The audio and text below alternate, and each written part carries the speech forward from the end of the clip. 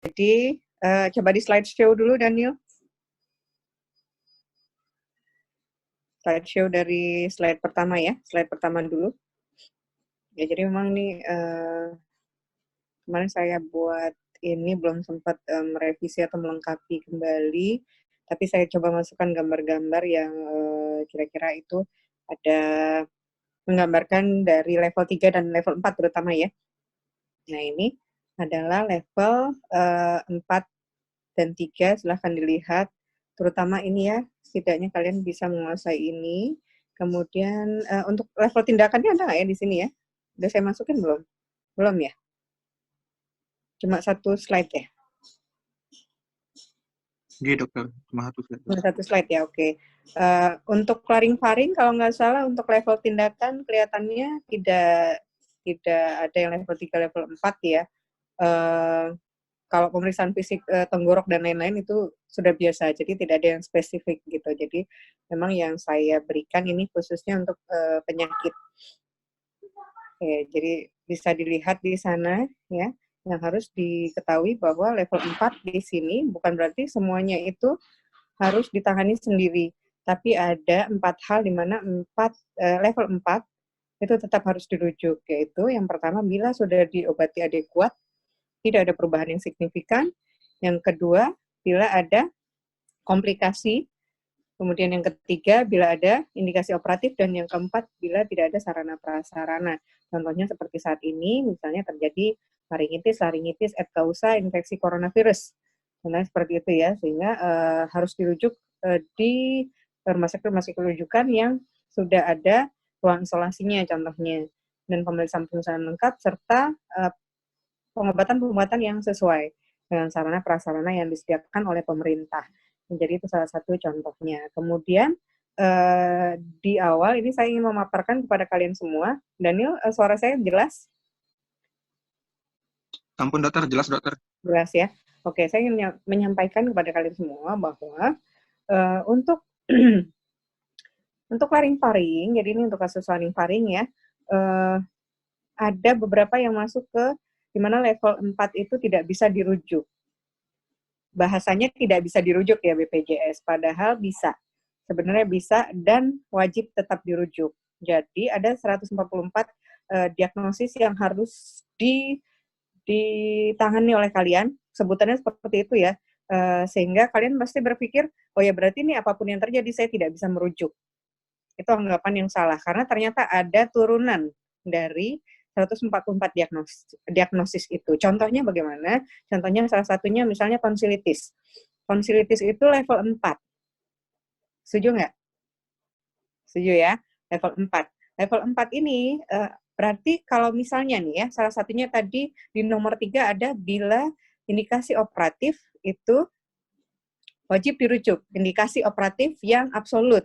Jadi indikasi operatif nanti bisa buka lagi di HTA. Jadi nanti resumenya ditambahkan dengan yang saya tugaskan ya. Jadi ini salah satu penugasannya adalah bisa dicek nanti sesuai HTA ada indikasi absolut dan indikasi relatif, yang mana indikasi absolut, mana indikasi relatif. Sedangkan untuk indikasi absolut itu harus dirujuk. Contohnya bagaimana ya, tonsilitis tadi yang harus dirujuk contohnya adalah dia memang tonsilitis kronis yang menyebabkan gangguan nafas saat tidur. Contohnya seperti itu. Contohnya bisa menyebabkan sleep apnea saat tidur. Bukan hanya saat eksaserbasi muncul, tapi di sehari-hari pun tanpa ada eksaserbasi, tanpa ada infeksi akut atau dalam kondisi serangan, dia juga ada misalnya mendengkur, kemudian henti nafas, fase henti nafas saat tidur, jadi seperti tersedak, terbangun saat tidur, dan semacam itu adalah indikasi absolut dari HTA ya, sehingga kalian tetap harus merujuk ya. Kemudian codingnya apa? Nah, di sini nanti kalian juga harus belajar yang namanya coding, karena nantinya kita kan pasti akan memakai BPJS secara terus-menerus, secara menyeluruh seluruh masyarakat lapisan Indonesia di Indonesia ini. Sehingga ya harus paham apa sih codingnya gitu ya. Kalau tonsilitis aja nggak keluar. Jadi sekarang ada sistem Hafiz di komputer. Jadi sebutannya sistem Hafiz. Jadi apa ya kepanjangannya intinya adalah semua terintegrasi di dalam satu komputer, satu sistem computerized gitu. Jadi kalau misalnya mau merujuk pasien, itu harus memasukkan diagnostik ke dalam computerized, kemudian nanti akan diputuskan apakah itu bisa dirujuk atau tidak. Kalau hanya tonsilitis saja tidak bisa dirujuk. Nah, terus bagaimana kalau mau merujuk? Itu ada diagnosis turunannya. Nah, ini contohnya tonsilitis, dia ada diagnosis turunan yaitu hypertrophy of tonsil and hypertrophy of adenoid. Saya bukan mau sok-sokan pakai bahasa Inggris, tapi kenyataannya memang untuk penulisan coding itu memakai bahasa Inggris ya. Jadi nanti nyarinya di hypertrophy of tonsil atau hypertrophy of adenoid atau hypertrophy of tonsil and adenoid.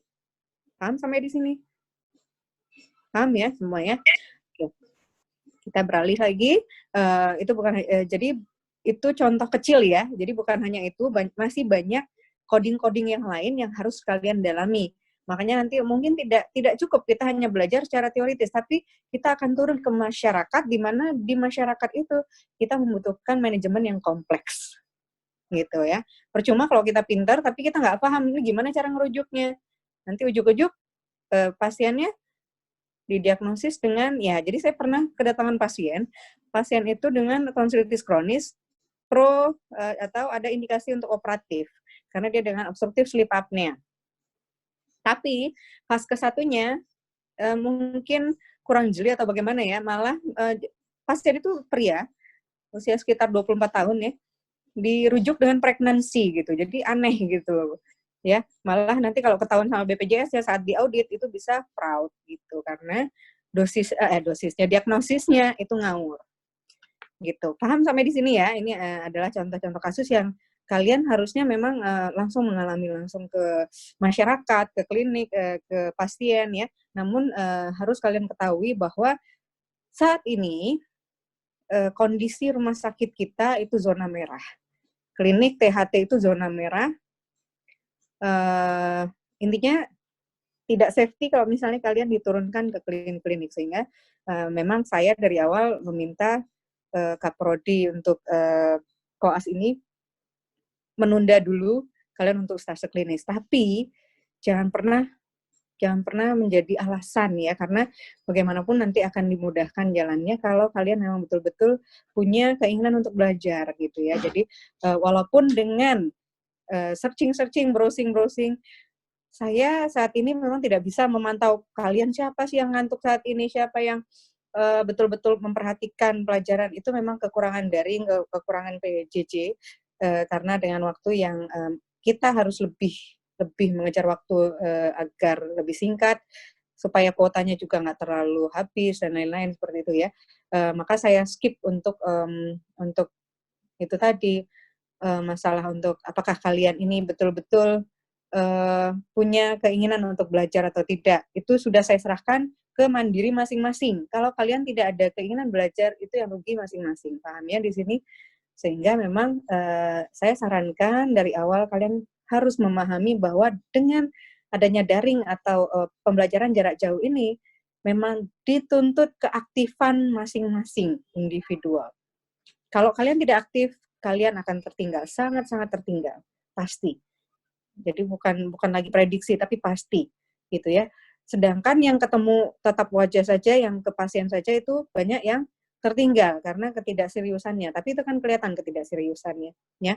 Dan ini adalah 50%, 50-50, jadi ini 50% di awal 2 pekan tatap muka dengan online seperti ini, diharapkan nanti bila wabah selesai, nanti bisa dilanjutkan dengan tatap muka di klinik, di praktik, seperti itu. Tapi kita nggak tahu wabah ini sampai kapan. Kita berharap jauh lebih cepat semua ini sampai selesai semuanya. Ada yang bilang sampai Mei, ada yang September. Itu hanya perkiraan manusia. Itu yang tahu cuma yang di atas. Yang jelas kita berusaha untuk tetap bagaimana caranya klinis itu kita pegang. Gitu ya, oke. Ini tadi saya menyampaikan bukan hanya sebagai dosen, tapi juga sebagai kordik, sekaligus mungkin dari GPM ya, gugus pengendali mutu koas, itu menyampaikan harapan-harapan dari para dosen, dari Kaprodi ya, untuk kalian betul-betul bisa fokus walaupun dalam kondisi prihatin seperti ini. Begitu ya. Saya yakin sudah banyak juga yang pulang, mudik dan lain-lain ya. Mungkin ada ya keterbatasan dalam hal sinyal kuota dan lain-lain, tolong di apa ya, diatur sebaik mungkin. Oke, jadi bisa dilihat di sini ya. Untuk faringitis, tonsilitis, laringitis, difteri, ini semua sudah diberikan, kalau secara teoritis ini semua sudah diberikan pada saat semester 5. Semester 5, semester 4, sebagian semester 4. Jadi karena kita bergerak bukan dari THT atau kulit atau bagian penyakit dalam dan lain-lain, tapi kita bergerak di sistem modul yang berdasarkan organ ya, respirasi, kardio apa? Ya kardiorespirasi ya, gitu ya. Jadi memang itu untuk THT ini di modul indera. Jadi memang kita sudah mendapatkan secara teoritis. Nah, sekarang makanya kemarin saya berikan bahan ini untuk didiskusikan atau sudah dipelajari sebelumnya agar kita lebih banyak berdiskusi gitu. Oke, Daniel, slide. Nah, next. Oke. Ya, yang saya tunjukkan ini sebenarnya di depan, oke. Yang paling yang ini yang pertama ya, Daniel. Ini oke. Kira-kira ada yang tahu nggak ini letak kesalahannya, letak patologisnya di mana? Ini Nida, bisa dilihat ya, ada palatum mole di belakang dan ada apa namanya tonjolan di sana, kemudian palatum durum. Ada yang tidak biasa dari penampakan ini? Silahkan Daniel sebagai moderator tunjuk temannya. Mungkin dari Kak Albert. Ya, Albert. Apa yang tidak biasa pada gambar ini? Izin dokter, sebenarnya saya agak ragu, tapi mungkin ada pembesaran adenoid dokter, karena nggak bisa sampai melihat uvula dan tonsilnya dokter. Cuma saya masih ragu karena kurang jelas. Oke, ya, memang gambar 2 dimensi ya. Oke, pernah belajar malam pati? Pernah masuk anestesi? Sudah masuk anestesi, Albert? Sudah dokter. Sudah. Diajari malam pati nggak tentang pemeriksaan fisik malam pati pada pasien-pasien yang diajarin? Iya. Oke, kira-kira ini ada nggak hubungannya dengan malam pati? Ada dokter. Ya, malam pati berapa? Ini kalau saya agak lupa dokter, tapi kayaknya malam pati 4 dokter, karena sudah tidak terlihat Betul uvulanya. sekali. 100, oke. Ya, di THT kita bisa pakai malam pati, bisa juga Friedman tongue position untuk menentukan derajat obstruksi pada daerah orofaring.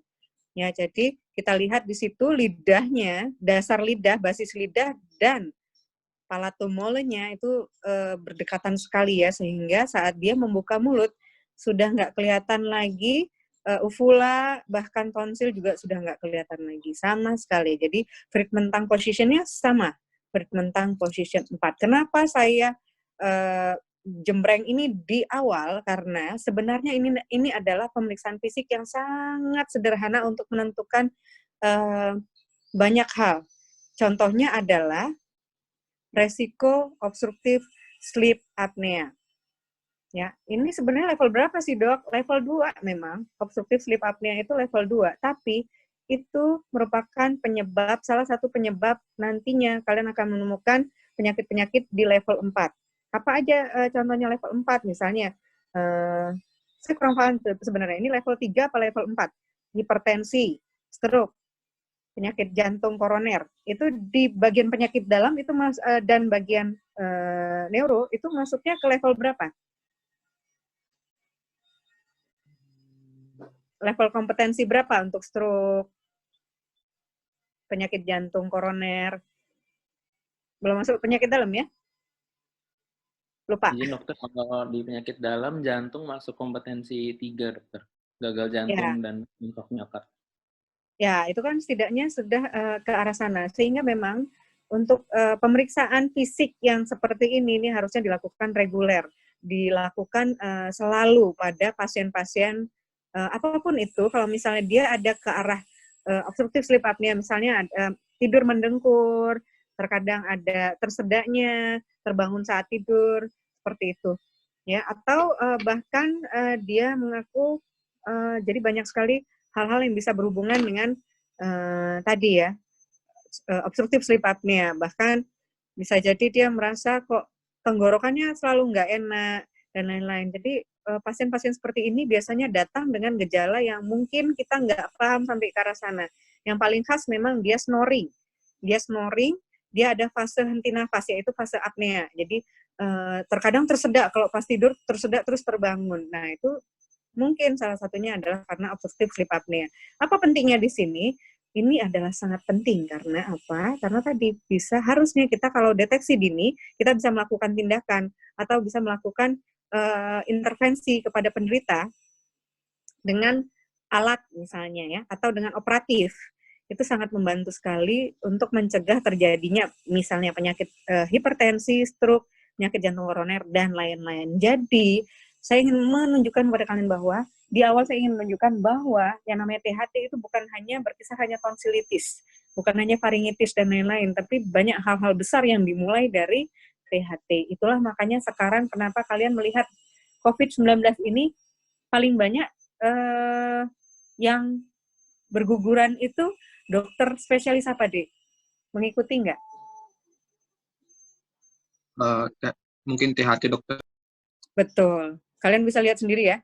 Jadi dokter THT kok bisa? Dokter THT kan nggak merawat pasien COVID. Kenapa kira-kira? Izin dokter, mungkin karena letaknya di bagian nasofaring dokter. Karena THT itu Gejalanya. pintu awal. Betul. Siapa ini? Larisati ya dokter. Kenapa Larisa? Karena gejalanya dari pasien COVID itu sendiri, misalnya dia mengeluh pilek, rinitis gitu dokter. Terus Atau apa lagi? Dia juga mengeluh sore throat, juga demam. Betul. Kira-kira virusnya itu masuk lewat mana sih? Lewat airborne. Airborne? Setuju? Nggak apa-apa ya, kita sambil masuk dikit-dikit ke ilmu yang sekarang lagi mewabah di kita ya, karena kita juga red zone sekarang. Kita sambil bertukar informasi dan lain-lain, kita harus membahas ini. Setuju airborne? Nggak apa-apa. Airborne setuju semuanya? Droplet, dokter. Droplet, satu, terus airborne, setuju nggak?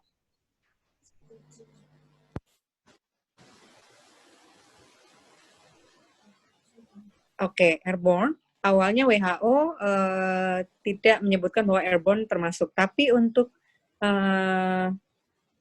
bagian-bagian spesialistik seperti THT yang melakukan endoskopi atau anestesi yang melakukan tindakan-tindakan yang bersifat aerosol, itu sangat-sangat airborne. Jadi ada komponen airborne di sana walaupun belum dinyatakan secara general untuk penyakit, maksudnya untuk di luar dari tadi yang saya bilang tindakan-tindakan yang itu bisa menyebabkan aerosol tadi ya. Contohnya apa? Suctioning. Kemudian kira-kira di klinik THT nge-suction enggak?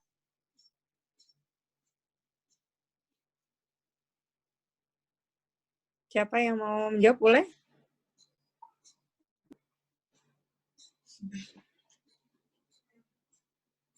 Di THT, walaupun belum masuk ke klinik, kira-kira kita melakukan suction tidak? Suction itu menyedot dengan alat. Iya dokter. Lakukan kan? Ya. Melakukan, dan itu bisa menyebabkan tadi penyebaran aerosol. Nah, itu yang menyebabkan kenapa ya ini hasil dari diskusi juga, diskusi panjang dari spesialis-spesialis THT yang di luar negeri sana ya, ternyata memang dokter THT ini banyak menjadi korban karena memang tindakan-tindakannya itu memang semua pasien itu kan droplet yang paling utama. Kira-kira bisa dibayangkan ya betapa dekatnya kalau kita memeriksa pasien THT. Bahkan lebih dekat daripada pasien penyakit dalam. Penyakit dalam mungkin akan meriksa jantung, paru, dan lain-lain, itu masih ada. Bahkan sekarang kalau misalnya kita ngelihat di broadcast, mereka udah bikin kayak tongsis gitu ya, tongsis untuk otoskopnya, stetoskopnya gitu. Tapi otoskop apa mungkin kita melakukannya dengan tongsis? Nggak mungkin ya. Jadi kita pasti melakukan pemeriksaan fisik kurang dari 1 meter. Makanya saya begitu ditanyakan apakah mau dijadikan sebagian langsung ke klinik dan lain seperti itu, saya langsung mengatakan tidak, untuk THT tidak. Karena itu tadi resikonya sangat tinggi ya. Jadi untuk THT harusnya pemeriksaan fisiknya pun menggunakan N95. Gitu. Pemeriksaan fisik. Kalau anamnesis, oke lah. Menggunakan masker bedah. Gitu ya. Jadi ini yang harus menjadi perhatian. Jadi penyakit-penyakit yang saat ini mewabah itu pun jalur masuk awalnya adalah mukosa THT. Mukosa dari bukan telinga ya, terutama pada hidung dan tenggorok. Makanya THT sekarang di Karyadi sudah menjadi tim swab juga. Karena mengambil swabnya di nasofaring, ada di faring ya, ada di nasal. Seperti itu. Ya. Termasuk penyakit-penyakit yang lain. Ya, penyakit yang saya contohkan tadi untuk misalnya obstructive sleep apnea, ya, bisa juga asma, bronkitis, itu bisa diawali oleh rinitis, tonsilitis, faringitis, dan lain-lain ya. Jadi begitu buka mulut itu bukan berarti kalian hanya bisa mendiagnosis tonsilitis saja.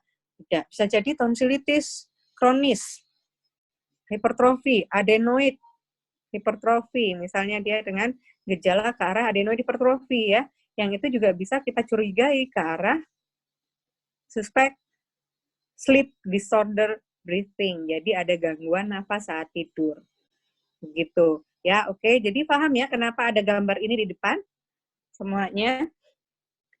Ya, saya jawab aja lah ya, paham gitu ya.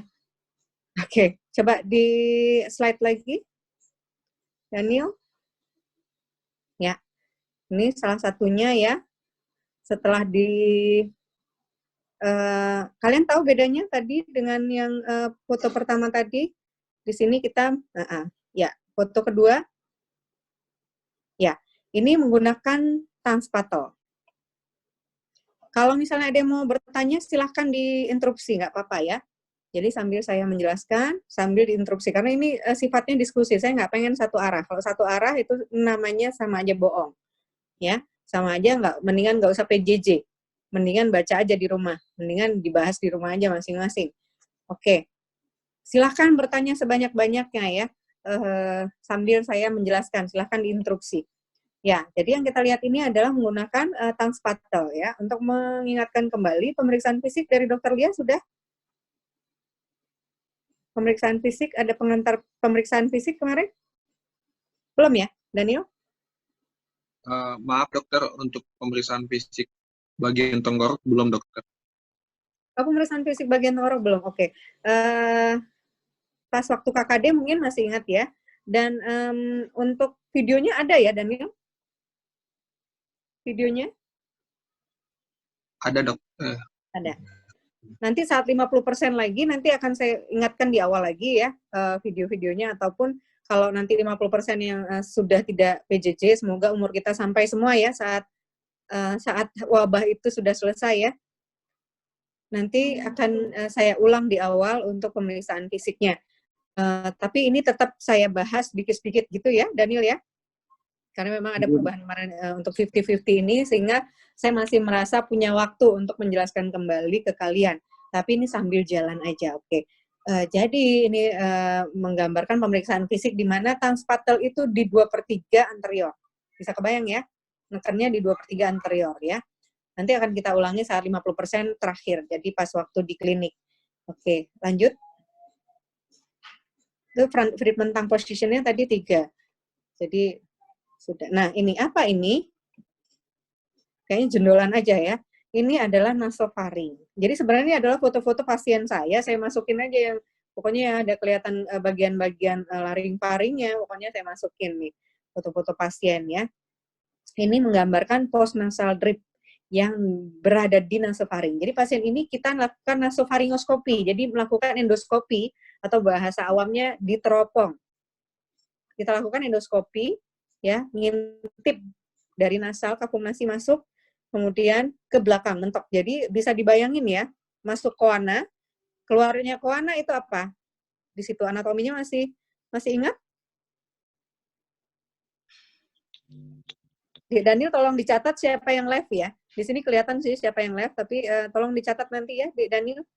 Begitu ada yang left, dicatat nanti saya minta resume. Kalau dari Daniel nih, tentunya kalau chief itu selalu ada nilai lebih ya, karena dia pasti berusaha lebih banyak untuk mencatat teman-teman ya. Apalagi kalau lagi kondisi PJJ seperti ini, Daniel harus mencatat siapa yang betul-betul datang on time, siapa yang nanti left, dan lain-lain. Karena itu menjadi penilaian.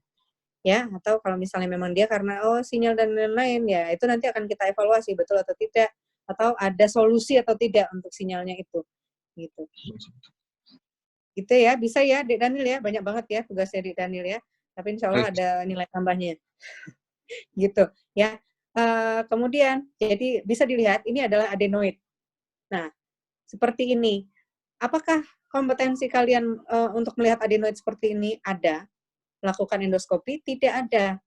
Sehingga, kalau bila ada pasien ya, contohnya nih, pasien datang, dok, saya sering batuk pilek, atau anak saya sering batuk pilek, usia misalnya 7 tahun, sering batuk pilek, kemudian sering batuk pilek, dan tidurnya ngorok. Kamu tanyakan lagi, tidurnya ngorok nggak? Iya, tidurnya ngorok. Kemudian kita periksa, ternyata ini kalau dilakukan endoskopi. Nah, bagaimana kalau kamu apakah mau melakukan endoskopi untuk menentukan apakah ada pembesaran adenoid atau tidak? Tidak bisa. Ada pemeriksaan fisik yang diajarkan, yaitu pemeriksaan palatal fenomen. Palatal fenomen sudah jarang kita lakukan karena memang terkadang tidak jelas gambarannya. Ya, silakan baca sendiri, nanti tambahkan di resume apa itu palatal fenomena. Bagaimana interpretasinya kalau ada pembesaran pada nasofaring, termasuk adenoid hipertrofi. Nah, namun tadi tidak bisa menggambarkan dengan jelas pemeriksaan itu. Sehingga bagaimana caranya melihat apakah melakukan rinoskopi posterior? Rinoskopi posterior itu menggunakan kaca laring menghadap ke bagian atas.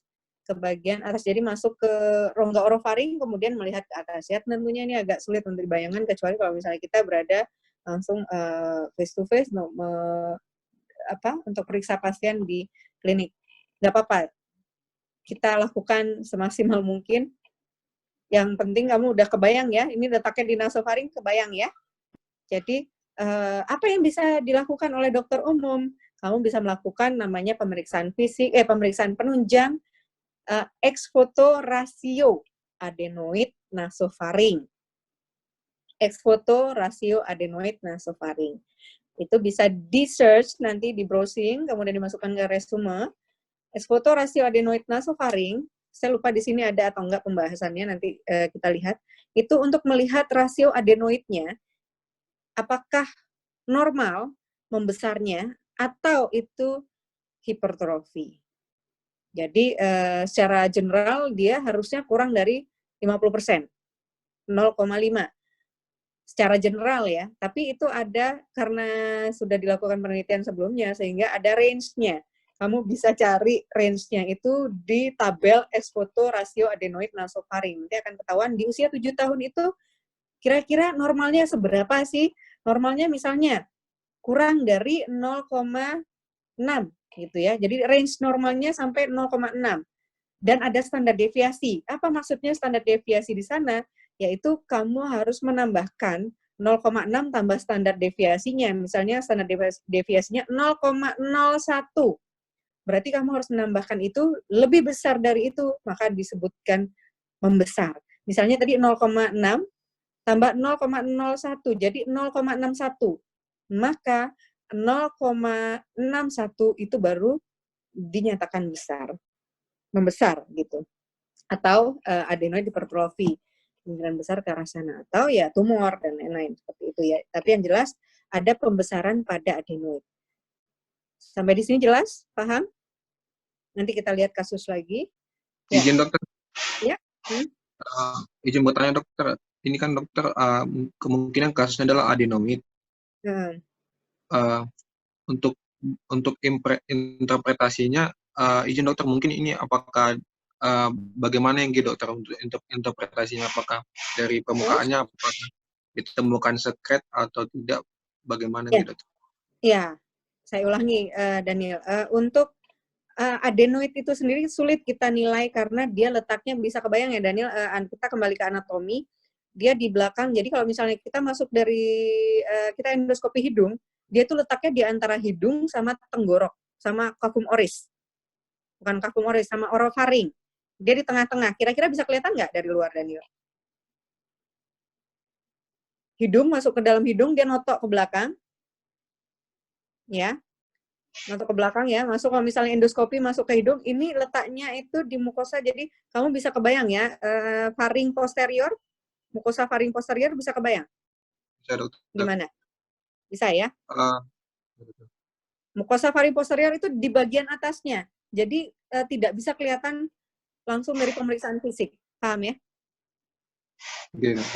Paham. Ya, itu makanya ini kekurangannya PJJ tanpa melihat pasien ini sih. Jadi nanti kalian bisa saya minta untuk membuka kembali di manakah letak nasofaring ya, hanya untuk ini tidak di-PR-kan lagi, maksudnya tidak usah dimasukkan ke dalam resume, tapi harus mengingat kembali. Jadi tetap dibuka masing-masing di mana sih letaknya nasofaring. Adenoid itu letaknya di nasofaring, sehingga tidak bisa kita interpretasikan. Kalau ini saya berikan gambar ini adalah hasil endoskopi. Endoskopi hanya yang melakukan hanya spesialis THT. Makanya tadi kenapa pemeriksaan penunjang untuk melihat adenoid hipertrofi itu membesar atau tidak dengan menggunakan ex foto ronsen adenoid nasofaring. Paham nggak di sini, Daniel? Paham, dokter. Ya, kalau nggak paham, nanti baca lagi, kita diskusi lagi, nggak apa-apa. Nggak usah malu, ya. Kondisi kayak gini memang harus banyak bertanya. Jadi jangan pernah malu, nggak pernah ada pertanyaan yang jelek, gitu ya. Selalu baik. Oke, lanjut. Slide-nya. Ya. Nah, ini kasusnya kasus laring nih. Ada yang mau membahas, ada yang mau maksudnya mencoba membahas pemeriksaan fisik apa yang dilakukan pada pasien tersebut. Ini sebenarnya soal OSCE ya. Soal OSCE, salah satu soal OSCE. Nah, ini termasuk, jadi tugas penugasan di bawahnya itu ya, gambar hasil pemeriksaan akan diberikan penguji setelah saudara menyebutkan pemeriksaannya, lalu deskripsikan hasil pemeriksaan dari gambar tersebut. Silakan. Siapa yang mau membahas? Kita bagi satu-satu ya. Yang siapa yang mau menjelaskan pemeriksaan ini ya? Karena slide-nya juga sudah saya berikan, cuma tinggal kita diskusikan saja. Monggo. Selanjutnya, silakan moderator menugaskan teman-temannya. Nanti diskusi dari kalian. Nanti biar saya bantu jawab. Ya. Baik, terima kasih dokter. Mungkin teman-teman ini ada kita ada 5 kelompok koas, dan kita bisa membaginya. Ini ada 5 kasus. Dari untuk kasus yang pertama itu untuk kasus pada kelompok Richard. Untuk kasus kedua didiskusikan pada kelompoknya Kak Sulung. Untuk kasus ketiga pada kelompok Nasma. Untuk yang keempat didiskusikan pada kelompok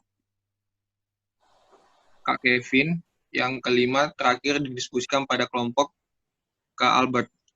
Mungkin teman-teman, izin dokter, apakah diberikan waktu 2 menit dokter?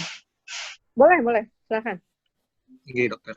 Mungkin teman-teman di sini bisa berdiskusi di kelompoknya masing-masing, waktunya diberikan 2 menit. Nanti teman-teman bisa memberikan jawaban atas pertanyaan yang diberikan. Silakan teman-teman. Mungkin teman-teman untuk yang kelompok yang membahas kasus 1 bisa memberikan pendapatnya. Selamat sore dokter dan teman-teman. Ini sih menyampaikan tentang kasus pertama, yaitu Nyonya D dengan keluhan serak semakin bertambah. Bila banyak bicara, kemudian pasien juga serak bertambah. Bila banyak bicara, pasien telah berobat 2 minggu dengan dokter puskesmas sebelumnya, tidak ada perubahan. Tidak didapatkan batuk pilek, sesak, demam, maupun nyeri telan. Kemudian pasien berprofesi sebagai vokalis sebuah grup band sejak 5 tahun. Kemudian pemeriksaan fisik yang akan dilakukan yaitu adalah laryngoskop indirect. Nah, kemudian diagnosis yang bisa dilakukan, diagnosis sementara berdasarkan hasil diskusi adalah vokal nodul atau singer atau screamer nodul. Kemudian diagnosis bandingnya sendiri bisa polipitas suara, laringitis kronik, kemudian bisa papilomafaring dan keratosis laring. Gitu. Terima kasih. Maaf, kemudian untuk penata laksanaannya sendiri bisa disarankan untuk pasiennya istirahat total, kemudian terapi suara dan pembedahan mikrolaring. Selanjutnya. Yang mana duluan yang mau dipilih? Apakah mau langsung dirujuk atau bagaimana? Bagaimana dokter? Mau langsung dirujuk atau mau diobati dulu? Ya, kita lihat di sini ya, pasien telah berobat 2 minggu. Pasien telah berobat sudah 2 minggu dengan dokter puskesmas, tidak banyak perubahan ya, bisa dikatakan tidak ada perubahan lah. Ya.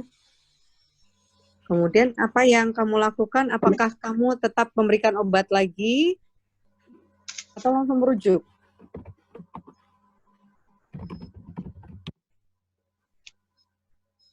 Dirujuk dokter. Merujuk, oke ya. Nah, nanti sebagai PR-nya adalah buatlah surat rujukan. Kalau nggak salah sudah saya masukkan ke dalam slide ya, contoh surat rujukan. Nanti kita lihat, saya lupa. Ada nggak ya di slide, Daniel? Nanti kita lihat. Dokter, sebetulnya tidak. Adanya surat resep ya? Oke, jadi berarti nanti dimasukkan ke dalam resume ya. Banyak banget ya ininya ya. Tugasnya banyak banget nggak? Lumayan dokter. Inilah kekurangannya PJJ ya. Jadi lebih berbasiskan ke tugas akhirnya. Silakan dikumpulkan kapanpun tapi yang jelas, maaf ya, yang jelas adalah yang namanya surat rujukan ini juga akan menjadi PR kamu nanti saat OSC nasional.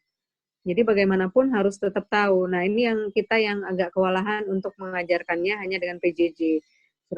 Membuat rujukan, membuat resep dan lain-lain untuk membiasakan kalian itu sehingga mau nggak mau akhirnya kita bolak-balik bikin tugas. Gini aja, di bagian onkologi sudah diberikan tugas membuat rujukan belum? Belum?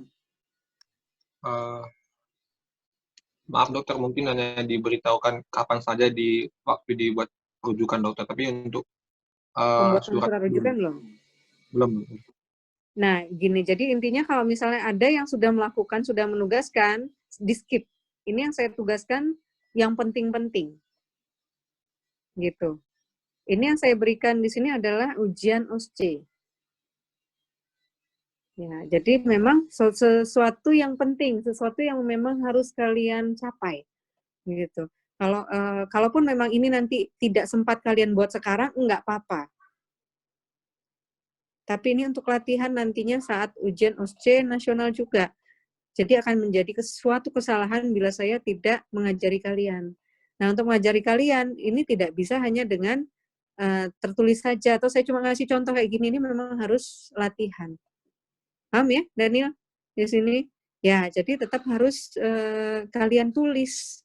Bagaimana cara menulis rujukan yang benar, ya? Antara lain ada kopnya, kemudian ada namanya perujuknya, mau dirujuk kemana, dirujuk ke siapa, kemudian nanti memberikan identitas pasien, kemudian apa yang sudah kalian lakukan, diagnosisnya apa, tata laksana yang sudah kalian berikan tadi ya sudah, kemudian apa yang kalian harapkan saat merujuk. Jadi bukan hanya penata laksanaan lanjut, bisa jadi kalian akan menuliskan di situ mohon dilakukan pemeriksaan ABCD misalnya gitu ya.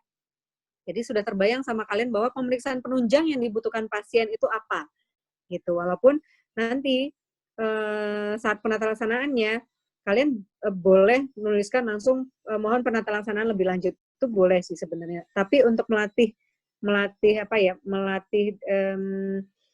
kemampuan analisis kalian dalam menghadapi suatu kasus, ada baiknya kalian melatih juga saat menuliskan rujukan, kalian sudah terbayang apa saja yang mau apa saja yang diharapkan dari pasien ini mendapatkan apa di sana, mendapatkan pemeriksaan apa, contohnya seperti itu, atau penata laksanaan apa. Jadi contohnya kamu ngirim pasien COVID gitu ya, mohon dilakukan pemeriksaan PCR pada pasien. Nah, itu kan berarti kamu memang paham gitu loh. Jadi bukan lagi menulis mohon dilakukan pemeriksaan rapid test gitu, karena udah tahu sendiri rapid test banyak negatif palsunya. Begitu ya. Jadi yang kita harapkan adalah pemeriksaan PCR karena itu gold standarnya. Contohnya itu contoh kecilnya itu. Gitu ya. Jadi ini untuk surat rujukan ini, apa yang kamu harapkan sih? Kalau misalnya kamu rujuk, yang kamu harapkan itu misalnya dilakukan ekstirpasi nodul plika vokalis. Contohnya seperti itu ya. Walaupun sebenarnya cukup kamu kalau misalnya sudah menulis mohon penata laksanaan lanjut itu sudah cukup sebenarnya ya. Jadi memang sebenarnya memang dari spesialis THT-nya juga paham kalau misalnya sudah dirujuk ke sana, maka dia akan melakukan pemeriksaan laringoskopi. Coba dikasih lihat tadi gambarnya, Daniel. Slide-nya. Gambar yang berikutnya ya. Nah, itu kelihatan ya. Apakah ini merupakan gambaran laringoskopi indirect? Bukan. Ini adalah direct. Laringoskopi direct ya. Lebih spesifik lagi adalah bila ini pasiennya tidak kita bius, ini adalah gambaran laringoskopi fleksibel atau menggunakan fiber optik ya. Mungkin pernah masuk ke one day surgery untuk pemeriksaan fisik di sana, bagian penyakit dalam, bagian apa lagi ya? Misalnya melakukan gastroskopi dan lain-lain, itu kan ada alat yang itu bisa dipencet, bisa bisa kita arahkan dari luar, nanti dia seperti belalai gitu, belalai kecil gitu, nanti dia bisa ke kanan, ke kiri, ke depan, ke belakang, ke anteroposterior, ke lateral, dan itu nanti akan masuk ke laring sehingga kelihatanlah gambaran seperti ini. Ini tidak akan mungkin bisa kalian lihat secara jernih seperti ini dengan hanya menggunakan laringoskopi indirect menggunakan kaca laring saja. Gitu, paham ya? Jadi kalian menegakkan diagnosis bisa jadi tanpa bisa terlihat jelas. Tapi setidaknya kalau misalnya ditanyakan pemeriksaan fisik apa, ya harus menyebutkan laringoskopi indirect karena kompetensimu cuma sampai di situ, melakukan laringoskopi indirect, tidak melakukan laringoskopi fleksibel atau laringoskopi direct. Itu bukan kompetensi kalian, gitu. Paham ya sampai di sini? Nggak paham? Silahkan ditanyakan. Kalau boleh. Izin untuk pemeriksaan laringoskopi indirect itu dengan pemeriksaan rinoskopi posterior itu bisa barengan nggak ya dok periksaannya? Bisa banget ya.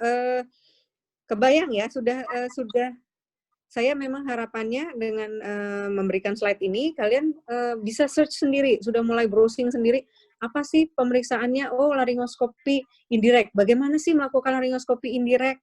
Nah, tadi udah kebayang berarti, kamu udah kebayang. Rinoskopi posterior, itu alatnya sama. Bedanya apa, Dek? Cuma naik ke atas tok kan kalau rinoskopi posterior. Kalau laringoskopi indirect, dia kaca laringnya ke bawah, gitu toh. Perbedaannya hanya itu, sehingga bisa dilakukan bersamaan, sangat-sangat bisa. Memang kalau memang ada yang mau dilihat di atas, ya seharusnya bisa dilakukan bersamaan. Begitu. Pertanyaan yang bagus sekali. Jadi setidaknya saya paham bahwa kalian sudah paham apa yang dilakukan, gitu ya. Jadi setelah ini nanti saya berharap kalian betul-betul aktif, bisa mencari di YouTube pun nggak apa-apa. Untuk sementara kita nanti menunggu 50% yang offline, yang langsung ketemu sama pasien, langsung ketemu sama kita-kita untuk diajari secara langsung pemeriksaan yang live gitu, nggak lewat online begini, ya. Oke, kira-kira ya karena ini memang bagaimanapun tidak efektif ya, saya bisa katakan tidak efektif kecuali betul-betul dari kalian betul-betul aktif gitu. Ya, jadi untuk membayangkan seperti ini saya butuh video-video. Sebenarnya sudah ada video-videonya, mungkin bisa buka YouTube-nya THT ya. Itu ada video pemeriksaan fisik. Mungkin di awal Dr. Yanuar sudah menyampaikan belum? Dr. Yanuar sudah menyampaikan belum untuk pemeriksaan fisiknya ada di video? Sampun, dokter. Sudah ya? Ya, nanti bisa dilihat kembali ya. Mungkin ada yang belum sempat juga melihatnya. Nanti dilihat kembali, ada yang kurang atau tidak pemeriksaan fisiknya itu. Ya, walaupun nanti ada 50% lagi, harapan saya betul-betul 50% itu nanti ada. Gitu ya. Saat bertemu, semoga umur kita cukup ke sana, sehingga 50% itu 2 minggu, 2 pekan, nanti akan kita maksimalkan untuk pembelajaran betul-betul klinis di rumah sakit, bukan di rumah masing-masing gitu. Oke. Ada yang mau ditanyakan lagi untuk satu kasus ini? Daniel ini tadi dari pagi ya, Daniel ya? Oke, dokter. Jadi udah berasap belum? Ya. Jadi nanti kita akhiri sebentar lagi kita akhiri satu kasus dulu aja. Untuk kasus lainnya mungkin besok bisa juga. Yang jelas besok libur ya? Enggak, dokter. Iya, dokter. Ya, tapi daripada berasap hari ini gimana tuh? Kenapa? Tanggalnya merah, Dok, besok. Tanggalnya merah sih. Gimana, kalian mau ditambah besok atau mau habiskan sekarang? Kayaknya kok udah berasap gitu loh. Saya nggak bisa kebayang gitu, online dari pagi sampai siang, terus lanjut lagi, ada yang belum makan kali ya kan? Gimana? Monggo, silakan. Kalau memang mau dilanjut, nanti setelah sholat asar kita lanjut. Tapi kalau misalnya enggak, besok juga nggak apa-apa. Tapi saya harapkan memang sudah betul-betul disiapkan. Jadi besok tinggal presentasi aja masing-masing kelompok yang betul-betul apa namanya ya, intinya sudah paham. Misalnya tadi pemeriksaan fisik laringoskopi indirect. Laringoskopi indirect itu bagaimana? Jadi bisa mempresentasikan ke teman-temannya gitu. Jadi yang saya harapkan memang kalian belajar lebih banyak, mencari sendiri, kemudian mempresentasikan itu, kemudian baru bisa kita diskusikan secara aktif dua arah. Gitu ya. Oke. Yang jelas nanti sholat asar kita break. Iya, dokter. Ya, gitu ya. Jadi monggo nanti teman-teman silakan WA Daniel sudahi saja misalnya gitu ya. Nggak apa-apa, saya terima. Tapi kalau misalnya maaf dokter, dari teman-teman mengajukan untuk lanjut, dokter. Lanjut, tapi saya minta break sholat asar ya. Oke, siap, dokter. Boleh, tapi jangan hilang. Lanjut. Sampai mana tadi? Ini gambarnya satu tok, terus oke. Ya, masih ada yang mau ditanyakan nggak satu kasus ini? Maaf, dokter, izin bertanya. Boleh, dokter. silahkan. Untuk kalau nanti kita melakukan pemeriksaan laringoskopi indirect itu, dokter, nanti kira-kira pasiennya bakal batuk-batuk atau malah kayak jadi nggak enak gitu nggak ya, dokter? Terus caranya berarti gimana? Betul sekali. Jadi pemeriksaan laringoskopi indirect itu, kebetulan memang saya nggak punya alatnya ya. Kalian ada di video, kelihatannya juga sudah ada sih, pemeriksaan laringoskopi indirect, alat-alatnya bagaimana. Caranya bagaimana, ada nggak ya di video? Saya belum ngecek sih. Saya lupa. Videonya soalnya udah agak lama kayaknya. Tapi kalau, ya gini, bisa kebayang ya.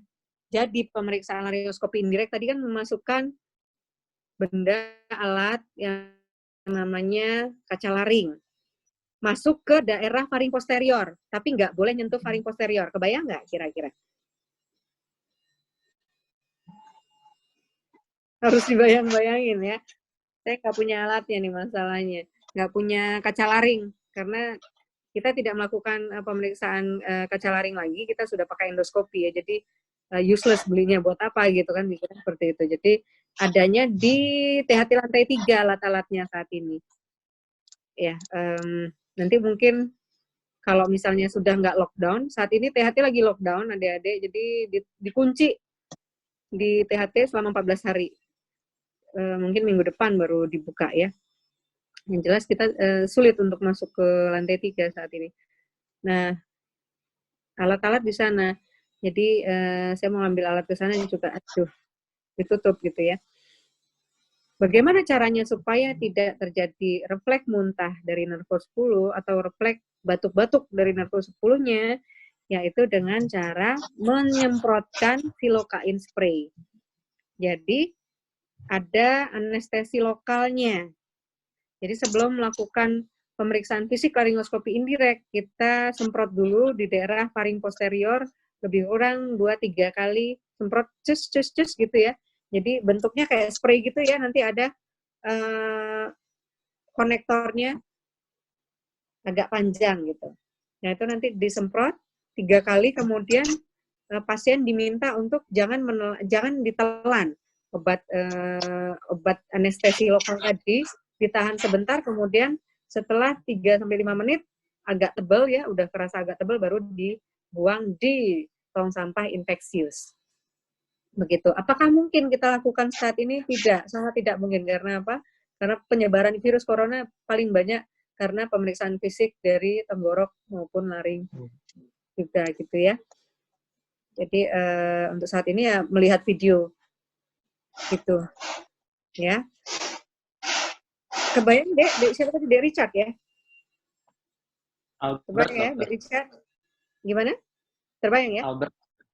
Oh Albert, sorry. Albert, kebayang ya? Albert?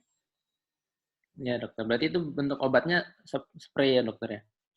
Spray, ya spray. Jadi bisa dicus gitu. Kebayang nggak ya? Nanti saya cari videonya. Ya, kalau misalnya kalian nggak dapat videonya, dikabarin ya, Daniel. Berarti nanti jadi tugas saya. Ya, jadi bukan kalian aja yang punya tugas, saya punya tugas gitu ya. Oke. Izin bertanya dokter. Ya, untuk kasus kenapa? Iya boleh deh. Izin bertanya, ini kan tadi didiagnosis sementara dengan nodul plika vokalis dan di terapinya salah satunya dengan istirahat total. Ya. Izin bertanya dokter, sekiranya ini istirahat totalnya berapa lama dan untuk setelah istirahat total itu yang diharapkan apa ya dokter dari nodul plikanya itu? Terima kasih. Ya, sebenarnya bukan istirahat total seperti kaum rebahan ya, tapi maksudnya di sini adalah istirahat total untuk voice-nya, voice rest. Jadi istirahat ngomong, istirahat, dia tadi vokalis ya, pasiennya itu vokalis, jadi ya nggak boleh nyanyi dulu, gitu, ya. Jadi ya ngomong juga kalau bisa ya pakai isyarat atau ngomong sesedikit mungkin atau menggunakan kertas kalau perlu. Gitu. Paham ya? Di sini ya. Targetnya apa? Karena patofisiologinya adalah inflamasi, tetap inflamasi ya, inflamasi yang terjadi akibat vocal abuse.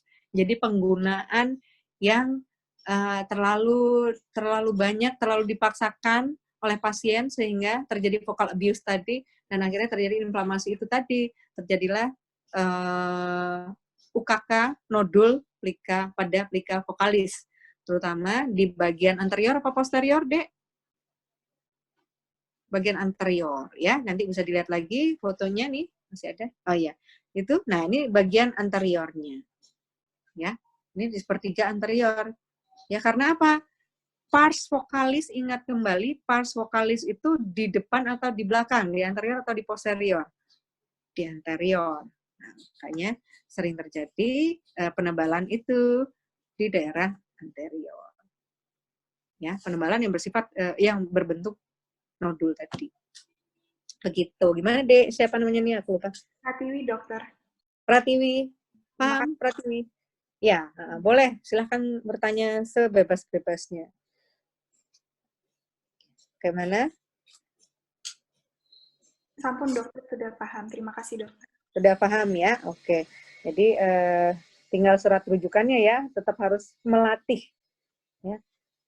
Saya tidak menuntut kesempurnaan, tapi yang jelas checklist terisi, paham ya? Checklist terisi itu adalah, ya kalau kamu ditanyakan nanti pas ujian, tujuan awalnya mungkin tujuan untuk, saya nyebutnya tujuan short term atau mid term.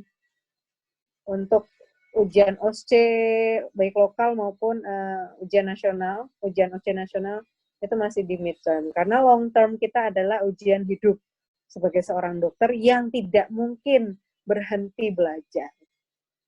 Ya, Pratiwi, setuju nggak? Setuju dokter. Iya, gitu. Oke, untuk kasus 1, masih ada yang mau ditanyakan? Kalau ada pasien serak, jangan lupa tanyakan juga apakah ada sesak, ya, kemudian riwayat pekerjaan, atau riwayat kegiatan sehari-hari. Dia sebagai apa? Mungkin dia pekerjaan, saya ibu rumah tangga, ya saya cuma ibu rumah tangga aja. Anaknya berapa, Bu? Anaknya 4, nakal-nakal, sering saya teriakin. Nah, itu mah saya ya. Jadi, dia sering berteriak-teriak. Nah, itu juga bisa bikin vocal abuse. Atau ya seperti ini, sebagai dosen, harus banyak ngomongnya juga agak vocal abuse-nya, sehingga bisa menyebabkan nodul plika vokalis, nodul menarik. Semoga enggak ya. Gitu. Paham ya? Sampai di sini ya, adik-adik? Oke, masih ada yang mau ditanyakan? Tidak ada ya? Izin bertanya dokter. Siap. Apa?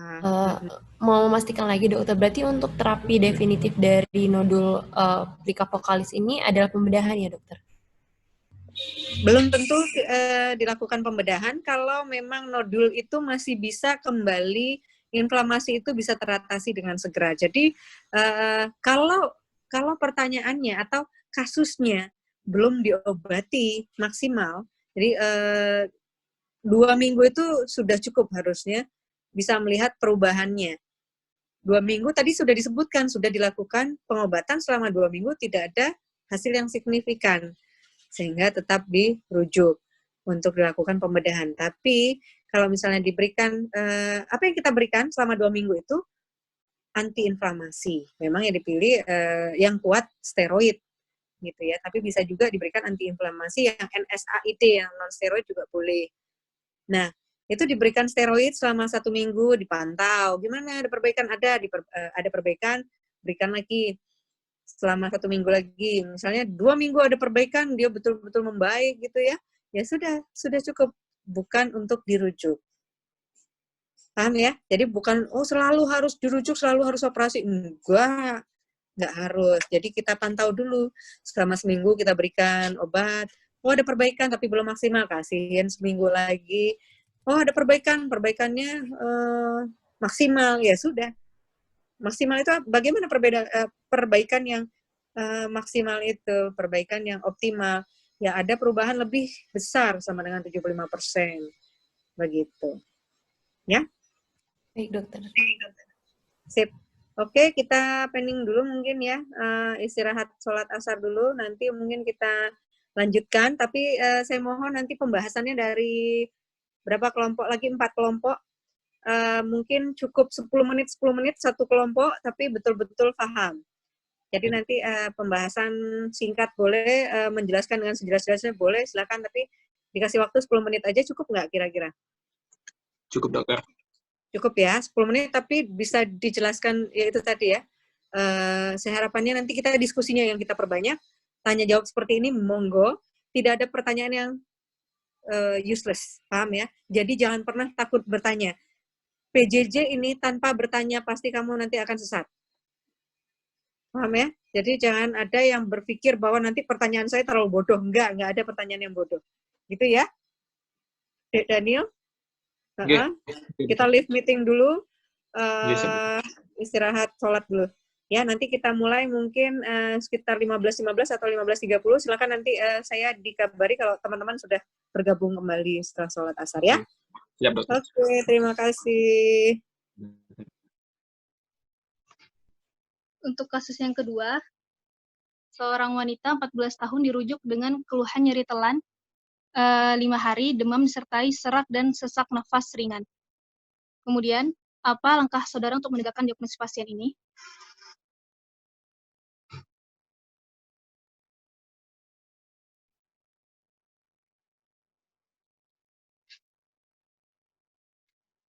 Untuk penegakan diagnosis bisa dilihat dari gambaran klinis.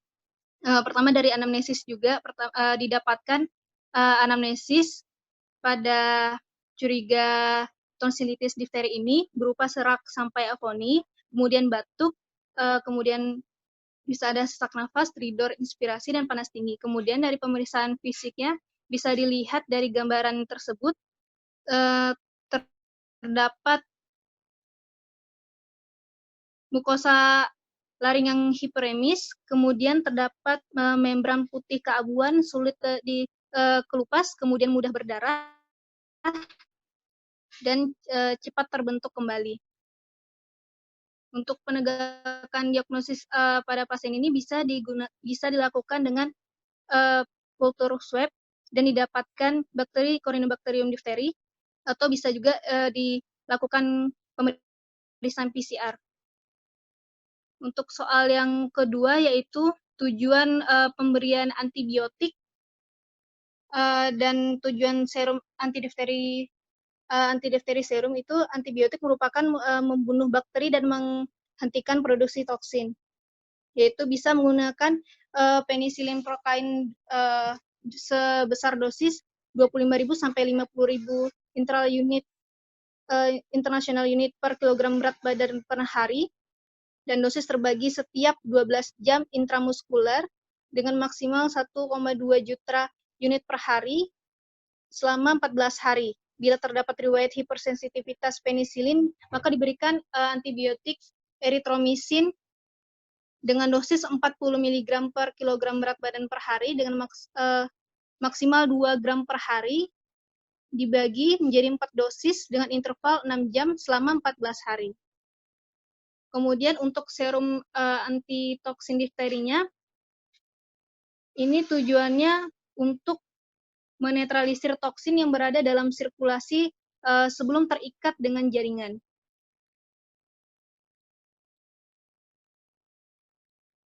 Kemudian sebelum dilakukan pemberian ADS ini, perlu juga dilakukan uji kulit terlebih dahulu, karena pada pemberian ADS ini dapat terjadinya reaksi anafilaksis, sehingga harus disediakan larutan adrenalin 1:1000 dalam semprit. Kemudian uji kulit ini dilakukan dengan penyuntikan 0,1 ml ADS dalam larutan garam fisiologis 1:1000 secara intrakutan. Hasilnya positif bila dalam 20 menit terjadi indurasi lebih dari 10 mm.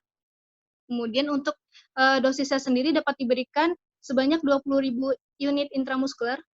Bila sedang maka ADS dapat diberikan sebesar 60.000 unit intramuskuler, sedangkan ini ada rekomendasi di WHO tergantung tipe difterinya itu sendiri. Kalau dari hidung bisa dosisnya 10.000 sampai 20.000 intramuskuler. Tipe difteri di tonsil bisa diberikan dosis 15.000 sampai 25.000 intramuskuler atau intravena.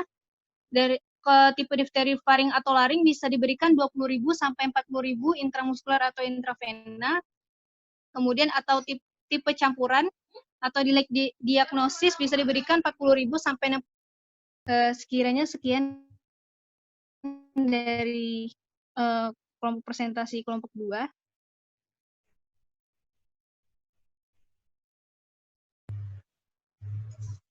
Izin dokter, untuk dari kelompok 2 sampun selesai dokter, apakah dilanjut atau diskusi dulu dokter? Silakan. Baiknya gimana? Pengennya gimana? Langsung didiskusi mungkin tadi berapa menit nih? Baik teman-teman, jika ada yang mau ditanyakan, dipersilakan.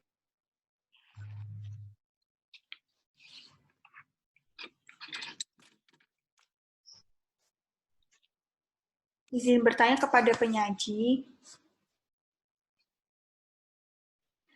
Jadi ini tadi saya masih mendengarnya kurang jelas antara laringitis difteri atau tonsilitis difteri ya. Terima kasih.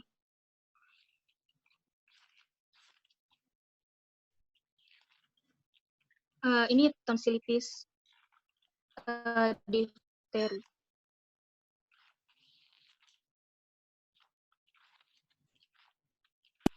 Pertanyaan yang bagus. Apa jawabannya? Tonsilitis difteri saja kah?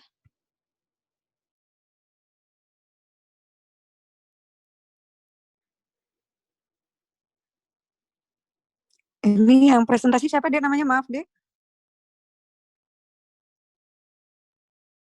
Yang presentasi siapa Melinda namanya? bisa, dokter. Melinda. Melinda. Iya. Melinda, oke. Temennya siapa aja Melinda? Melinda. Teman-temannya siapa aja nih? Ada Sulung Ade Pratama. Sulung mana? Iya, dokter. Ada Sulung Pratama. Ya, coba Sulung, menurut kamu nih diagnosisnya apa? Kalau dilihat di gambar sih dok, itu pseudomembrannya kan terdapat pada tonsil. Mungkin untuk laringnya di faringnya juga terkena dok di belakangnya. Dan bisa tonsil laring. Ya. Bisa tonsil faringitis difteri dokter. Ada tambahan nggak dari sekelompok siapa lagi? Sulung silahkan pilih. Hanif. Oke, Hanif. Hanif masuk. Ya, Hanif, ada tambahan? Untuk larinya sendiri, kita baru bisa mencurigai dari anamnesis, dokter, namun belum bisa melihat langsung dari pemeriksaan fisiknya. Mungkin kalau mau ditegakkan laringitisnya, kita bisa melakukan pemeriksaan dengan cermin laring, dokter, untuk melihat laringnya apakah ada pseudomembran juga atau tidak. Oke, yang jelas untuk pemeriksaan buka mulut, pemeriksaan sampai laring ini ada resiko untuk dropletnya keluar ya saat dia mungkin bisa terbatuk-batuk juga. Menurut kamu apakah harus dilakukan pemeriksaan laringoskopi indirect pada pasien ini? Silahkan pilih teman.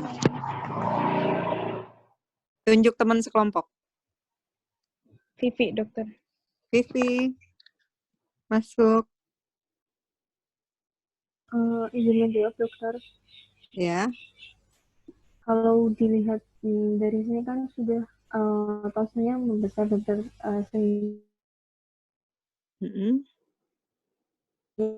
melakukan pemeriksaan lanjut.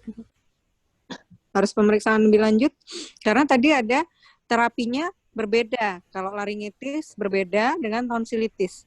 Mau ngambil terapi yang mana? Maka kita harus tentukan dulu diagnosisnya ini sampai di mana. Tuh, Vivi mau nunjuk siapa lagi? Teman sekelompok? Ya, silakan. Enin masuk.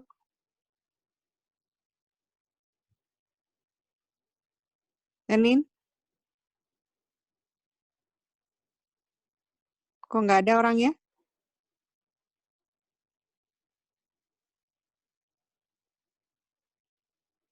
Nggak ada orangnya? Ayo. Silahkan. Yang lain?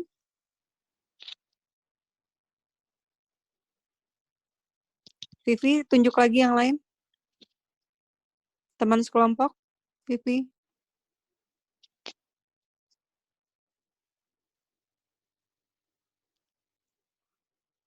Daniel.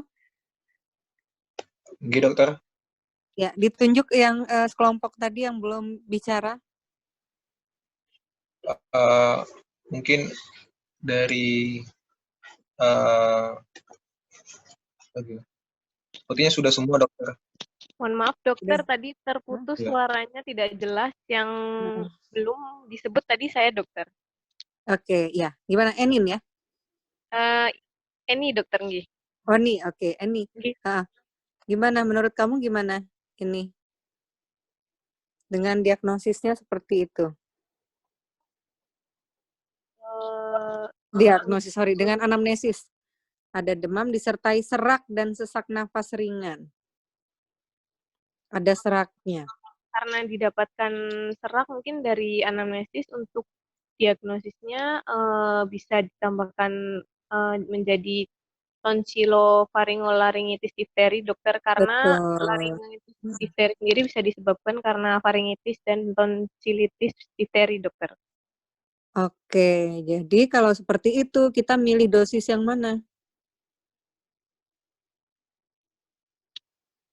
Memilih dosis Dosis yang terapinya laring. yang untuk yang laring. Jadi memilih di tempat yang paling tinggi. Jadi dosis yang paling tinggi itu kan di laringitis kan ya. Dan ini ada serak, ada tanda-tandanya yaitu serak. Pasien dengan keluhan serak juga. Dari tonsilitisnya, dari tonsilnya bisa kelihatan ada difterinya. Namun untuk yang bagian dalam itu kamu nggak perlu terlalu diubek-ubek sampai dalam, nggak perlu. Kalau udah kelihatan dari depan, dari tonsilnya, bisa lakukan pemeriksaan swab di depan. Sambil dilihat apakah mudah berdarah, sulit dilepas, seperti gambaran difteri. Seperti itu ya. Jadi terus kalian di swab, dilakukan swab, kemudian berikan terapi sesuai dengan tingkat dosis yang kita curigai paling memungkinkan. Dengan adanya serak, kemungkinan besar dia sudah terjadi laringitis juga. Begitu. Gitu ya. Ada yang mau ditanyakan lagi? Saya kembalikan ke moderator. Izin bertanya. Ya, silakan. Izin bertanya, dokter. Ini uvulanya tampak seperti memanjang. Apakah ada hubungannya atau tidak, dokter? Dengan difterinya. Terima kasih. Ya, sama-sama. Oke, pada difteri terdapat tanda-tanda, tetap ada tanda-tanda inflamasinya. Jadi ada pembengkakan, ada edem ya. Nah, untuk terjadinya ada elongasio uvula di sini, belum tentu berhubungan dengan difterinya. Jadi bukan sebuah tanda atau pemeriksaan fisik yang khas untuk pemeriksaan difteri.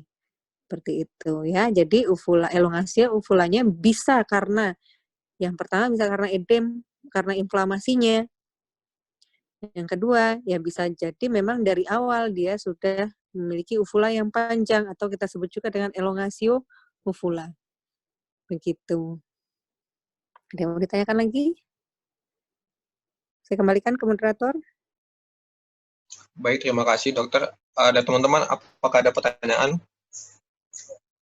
Baik, jika tidak ada pertanyaan lagi, lanjutkan untuk kasus 3 dari kelompok Kak Azhar.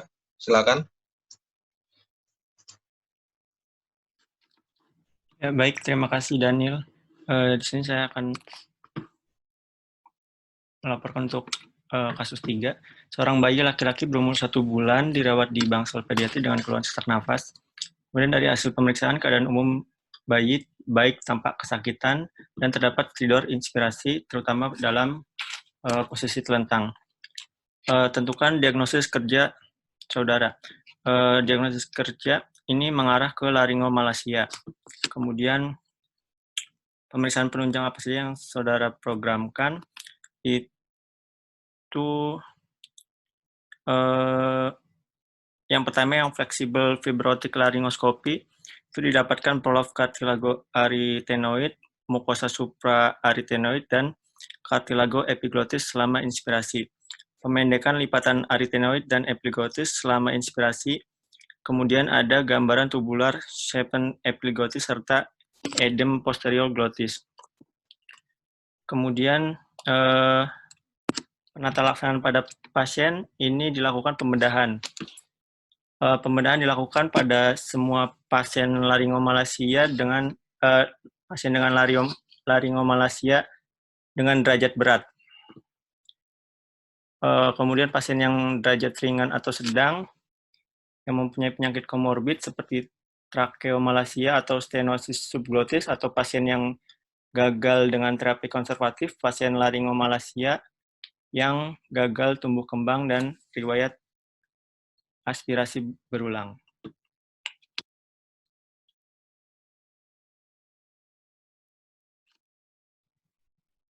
Untuk laringomalacia sendiri itu, maaf tadi terlewat, merupakan refleks laringal aduktor merupakan refleks nervus vagus yang berperan dalam fungsi laring dan fonasi.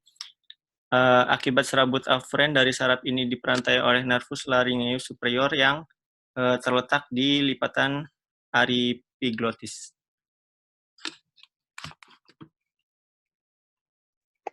Sudah dicukupkan, Daniel.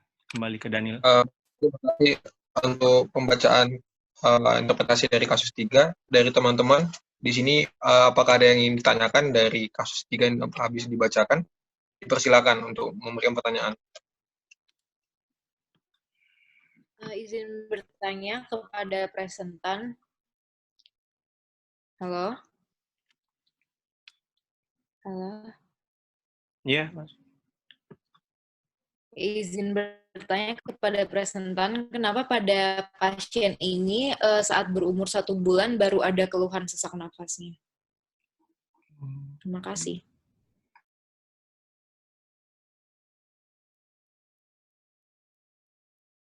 Silakan tunjuk yang lain, Azhar.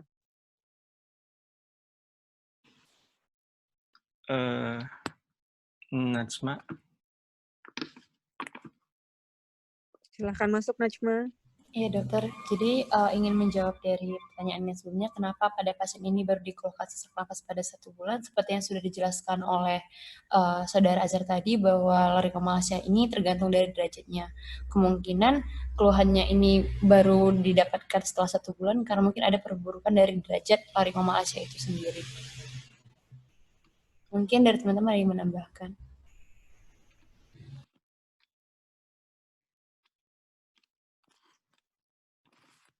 Bagaimana, Sari? Sebenarnya belum cukup terjawab, dokter. Kenapa? Saya bingungnya kenapa waktu usia 1 bulan ini baru ketahuan kalau dia itu ada laringomalacia gitu, dokter. Ya, jadi pasien biasanya datang itu sudah usia-usia 1 bulan seperti itu. Bisa jadi sih di awal sebelum 1 bulan itu sudah merasa curiga, merasa aneh. Kenapa kok bayi saya kalau posisinya misalnya nih ya dikasih ASI dengan posisinya terlentang, itu berbeda dengan kalau posisinya agak dimiringkan. Itu bisa kalau misalnya terlentang itu suka tersedak. Tapi biasanya karena ini mungkin ibunya berpikir mungkin cuma ini aja ya karena baru lahir memang suka tersedak-sedak seperti itu. Jadi kelainan kongenital ini terkadang sudah hampir usianya nanti ya sudah mencapai 20 hari, 30 hari baru dia mulai merasa resah karena kok terkadang sampai bayinya ini tersedaknya ini banget gitu ya, sudah mulai curiga gitu. Intinya begitu. Jadi sebenarnya kongenital ini bukan berarti terus di usia 1 bulan itu baru muncul, tidak. Tapi memang dari awal sudah muncul, cuma belum ke arah kecurigaannya tuh belum dari orang tua biasanya masih menunggu gitu, masih mengevaluasi. Biasanya seperti itu karena ya itu tadi juga ya yang sudah dijawab oleh siapa tadi? Najma ya? Itu sama.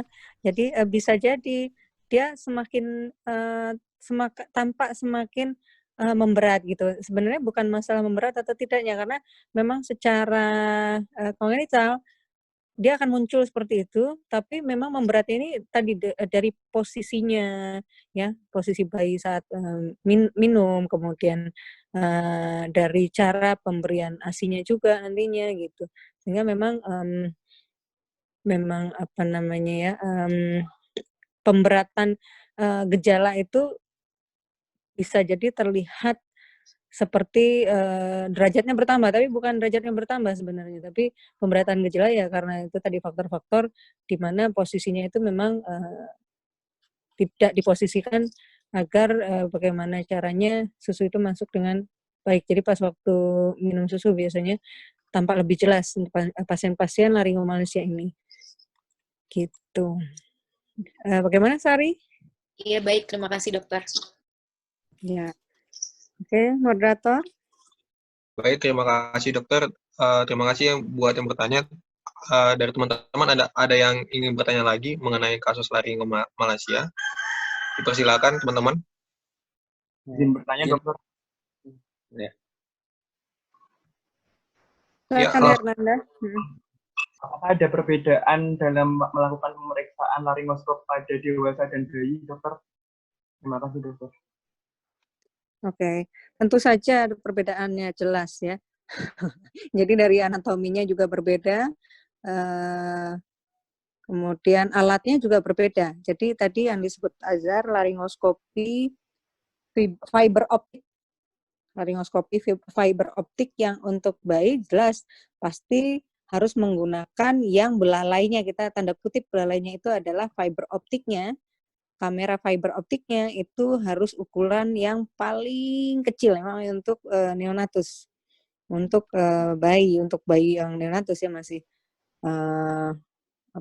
betul-betul kecil sekali harusnya gitu. Ya, kemudian bagaimana caranya dilakukan laryngoskopi fleksibel atau laryngoskopi fiber optik ya. Memang ini bukan kompetensi kalian, tapi kalau misalnya mau tahu itu dalam posisi biasa pun tidak apa-apa gitu. Jadi tidak di GA pun tidak apa-apa gitu. Jadi secara localize itu juga bisa. Begitu. Jadi cuma memang harus dengan gerakan yang sangat cepat ya. Jadi memang harus yang sudah piawai lah intinya. Biasanya yang melakukan adalah konsultan gitu. Gitu ya. Untuk melakukan laryngoskop pada bayi tidak perlu diberikan anestesi nih, Dok? Anestesi umum belum tentu harus dilakukan anestesi umum. Jadi dalam kondisi biasa itu malah kalau memang sudah handal anestesi lokal aja juga nggak apa-apa gitu. Jadi dilihat dengan cepat gitu dilakukan pemeriksaan laryngoskopi fleksibel atau fiber optik dengan itu tadi lokal aja gitu. Karena memang pemeriksaannya sebenarnya bisa kebayang nggak kalau misalnya itu tuh sebenarnya cuma di bagian atas dari laring ya. Jadi kalau misalnya kamu melakukan laryngoskopi indirect itu cuma tinggal masukin dikit lagi lah gitu. Cuma kan setidaknya ini ada dia ada endoskopi yang jadi langsung melihat. Beda dengan dilakukannya laryngoskopi indirect yang itu sulit sekali untuk menilai. Gitu, apalagi pada bayi ya. Dan untuk diketahui, nanti kalian bisa lihat kembali anatomi, apalagi untuk neonatus, anatomi dari laring itu masih sangat di atas. Jadi masuk sedikit aja udah kelihatan gitu loh. Tidak sesulit, tidak sedalam laringnya orang dewasa. Gitu. Jadi sebenarnya lebih simpel, lebih deket gitu. Ya, bahkan kita buka lidahnya aja udah kelihatan epiglotis gitu. Ya. Jadi sebenarnya bukan sesuatu yang harus masuk banget ya, enggak. Gitu ya, Dek Hanan ya. Dek siapa namanya? Dek Hernanda. Paham ya? Nanti kalau misalnya berminat, silahkan bergabung. Kita tunggu menjadi residen. Ya. Karena ini memang dilakukan nanti tingkat spesialistik ya. Iya, Dokter, terima kasih. Ya. Jadi apa yang bisa dilakukan pada pasien atau jadi tadi belum disebutkan ya, ada gradingnya ya, ada ada tingkat keparahannya. Jadi kita melihat pasien-pasien ini belum tentu harus operatif. Sepertinya pembahasannya sudah ada di slide ya, Daniel. Daniel masuk. Sudah ada pembahasannya ya, di mana kita bisa membiarkan, atau belum saya masukin? Belum, Dokter. Bisa? Oke. Ya, ini kan karena untuk lembar tugas kalian ya. Nah, jadi bisa kita tunggu dulu.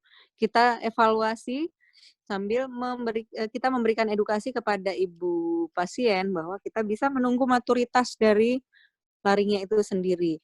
Lebih kurang sampai dengan usia 7 sampai 1 tahun, kita evaluasi. Kalau makin memberat dan terjadi obstruksi yang hebat, nah itu yang memang membutuhkan operatif yang namanya supraglutoplasti. Jadi seperti diangkat gitu ya.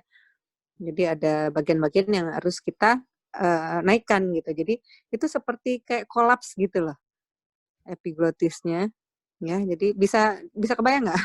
Susah ya kebayangnya. Nanti bisa dicari supraglotoplasti untuk pasien-pasien laringomalacia. Ya, sebenarnya kalau tidak berhubungan dengan airway ini bisa dikatakan operasi yang simple, tapi karena ini berhubungan dengan airway ini menjadi agak mengerikan sedikit ya, karena ya itu tadi rasanya kalau udah operasi di bagian airway itu kan gimana ya, agak ngeri gitu ya. Tapi sebenarnya ini prinsipnya simple, itu nanti untuk membuka dari epiglotisnya, gitu ya. Supraglotoplasti, coba nanti dilihat ya. Cuma itu memang bukan kompetensi kalian. Cuma nanti kalau misalnya sebagai dokter umum ketemu pasien yang seperti itu, mau diapakan ya pasien ini? Ya tadi kalau memang bisa mengevaluasi dengan baik, lakukan. Jadi diedukasi saja bagaimana cara pemberian susunya ya. Yang jelas tidak seperti pemberian ASI seperti biasa yang langsung mungkin ke ibunya, tapi bisa jadi nanti harus menggunakan selang, atau selang maksudnya tapi bukan di NGT gitu, bukan ya. Tapi bisa jadi dengan menggunakan selang, jadi nanti diberikan sedikit demi sedikit gitu. Harus telaten memang ya untuk penata laksanaan laringomalacia yang konservatif gitu. Nanti ditunggu sampai usia 7 bulan sampai 1 tahun itu bagaimana, membaik atau tidak, mulai matur atau tidak. Kalau mulai matur nanti akan membaik. Ya. Begitu. Ada yang mau ditanyakan lagi? Ini levelnya sebenarnya level 2 kayaknya ya, laringomalacia ya, tapi harus dideteksi, harus didiagnosis dengan baik ya. Oke. Dokter, izin bertanya, dokter. Untuk pada izin bertanya, dokter. Silahkan, Daniel. Untuk pada pasien ini, biasanya tata laksana yang paling umum itu, apakah ada kemungkinan besar itu kembali seperti normal tanpa ada dilakukan tata laksana, atau kebanyakan tata laksana operasi gitu, dokter? Oh, sangat ada kemungkinan dia menjadi normal kembali untuk laringomalacia. Jadi makanya kita evaluasi aja, kalau derajatnya yang ringan-ringan saja sih nggak apa-apa. Gitu. Jadi ditunggu. Makanya kita tunggu sampai 7 bulan, 10 bulan itu membaik atau tidak ya. Kalau misalnya memang derajatnya yang keparahannya yang sampai dengan mengganggu jalan nafas, mengganggu oksigenasi, ya mau nggak mau sih dilakukan tindakan supraglotoplasti. Oke? Baik, terima kasih, dokter. Ya. Dari teman-teman, apakah ada yang ingin mengajukan pertanyaan lagi? Baik, jika sekiranya tidak ada, bisa dilanjutkan pada kasus 4. Kepada presentan dipersilakan.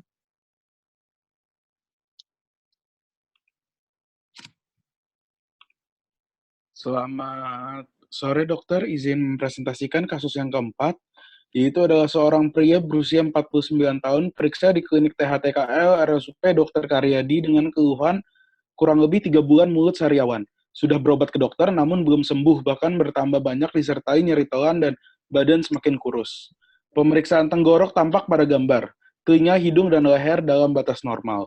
Pertanyaan diskusinya adalah informasi apa saja untuk melengkapi anamnesis tersebut, tentukan diagnosis kerja saudara, pemeriksaan penunjang apa yang saudara programkan, dan juga bila hasil pemeriksaan penunjang tersebut positif, bagaimana penata laksanaan yang saudara lakukan. Untuk informasi apa saja yang harus dilengkapi dari pasien ini adalah, pertama kita harus melengkapi anamnesis mengenai karena kita mencurigai adanya kandidiasis oral akibat HIV, maka dari anamnesis harus dilengkapi mengenai riwayat hubungan seksualnya, apakah ada perganti-ganti pasangan ataupun penggunaan pengaman pada saat berhubungan seksual. Kemudian juga dilihat apakah ada riwayat penggunaan obat-obatan suntik ataupun penggunaan jarum suntik yang tidak bertanggung jawab, dan juga di anamnesisnya dilengkapi apakah pasien ada penurunan berat badan yang cukup besar atau lebih dari 10% dengan kriteria nanti akan saya jelaskan. Kemudian untuk diagnosis kerjanya adalah kandidiasis oral et causa HIV stadium 3. Kemudian pemeriksaan penunjang apa saja yang saudara programkan? Yang kami programkan adalah pemeriksaan penunjangnya dari VCT untuk mengetahui HIV-nya. Kemudian dilakukan swab dilakukan swab atau kultur dari jamur untuk mengetahui jamur yang menyebabkan infeksinya tersebut. Kemudian bila hasil pemeriksaan penunjang tersebut positif, bagaimana penata laksanaan yang saudara lakukan? Penelaksanaan yang dilakukan adalah pertama dengan menggunakan fluconazole dengan loading dose sebanyak 200 mg yang dilanjutkan dengan 100 mg per harinya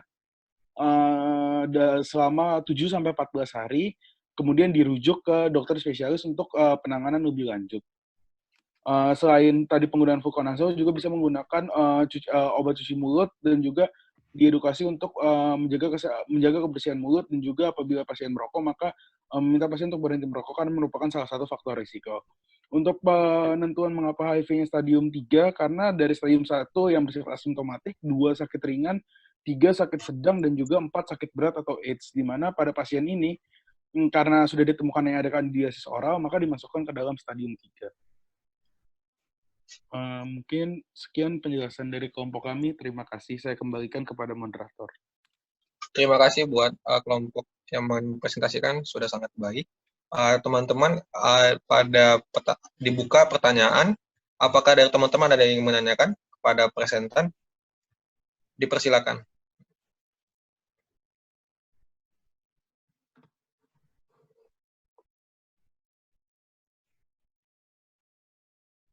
Tidak ada ya, sepertinya ya. Cukup jelas ya. Sepertinya ya, Dok. Kalau nggak ada, dilanjut aja. Baik, terima kasih, Dok. Karena ini pasien seperti ini maksudnya adalah tetap berjaga-jaga ya. Kalau misalnya ada pasien-pasien yang ada riwayat penurunan berat badan, diare lebih dari 1 bulan ya, kemudian melihat pemeriksaan intraoralnya seperti itu. Jadi jangan lupa untuk mendidik atau mendiagnosis dengan kandidiasis kausa, bisa jadi karena HIV gitu ya. Oke, lanjut. Baik, terima kasih dokter. Selanjutnya kasus terakhir, dipersilakan untuk teman-teman yang mempresentasikan.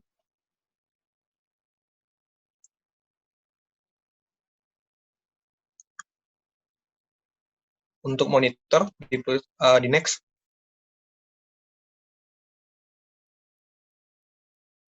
Ya, izin melaporkan kasus berikutnya, dokter. Namun sebelumnya di kasus kelima ini tidak ada daftar pertanyaannya, dokter. Jadi mungkin kami menyampaikan hasil anamnesis dan PF-nya dan diagnosis sementaranya, begitu atau bagaimana, dokter? Oke. Silakan dianalisis. Ya, baik. Terima kasih, dokter. Jadi kalau dari kasus kelima ini, data yang kami dapatkan itu pertama dari anamnesisnya itu, keluhannya itu kan ada batuk, pilek, terus demam, dan ini sudah terjadi 1 tahun dan lebih dari 4 kali dalam setahun. Tapi dalam 1 bulan terakhir ini terdapat keluhan tambahan, yaitu makannya jadi susah, hanya sedikit-sedikit, lalu tidak ada demam, dan waktu tidur malam itu mengorok keras dan juga sering terbangun. Lalu dari pemeriksaan fisik, dari pemeriksaan tonsilnya ini ditemukan adanya hipertrofi tonsil T4, lalu tonsilnya hiperemis, lalu permukaannya tidak rata, dan juga terlihat adanya kripte yang melebar. Dari hasil analisis dan pemeriksaan fisik ini, maka untuk diagnosis sementaranya dari kelompok kami adalah tonsilitis kronik hipertrofi, dokter. Ya, moderator. Sudah penata laksanaannya apa? Diagnosis Pak masih? Oh ya, untuk tata laksananya, dokter, dari tonsilitis kronik ini karena terdapat indikasi absolut untuk dilakukan... Sebentar. Ini tonsilitis kronis aja atau masih ada tambahan diagnosis? Berarti ya, bisa jadi multidiagnosis nih pasiennya. Iya. Selain tonsilitis kronik hipertrofi, tadi juga ada dari anamnesis ada keluhan gangguan saat tidur, yaitu mengorok dan sering terbangun, maka kami juga curiga ke arah OSAS, dokter, sehingga perlu dilakukan screening OSAS. Ada lagi yang lain? Hanya itu saja? Atau ada tambahan? Silahkan tunjuk teman sekelompok.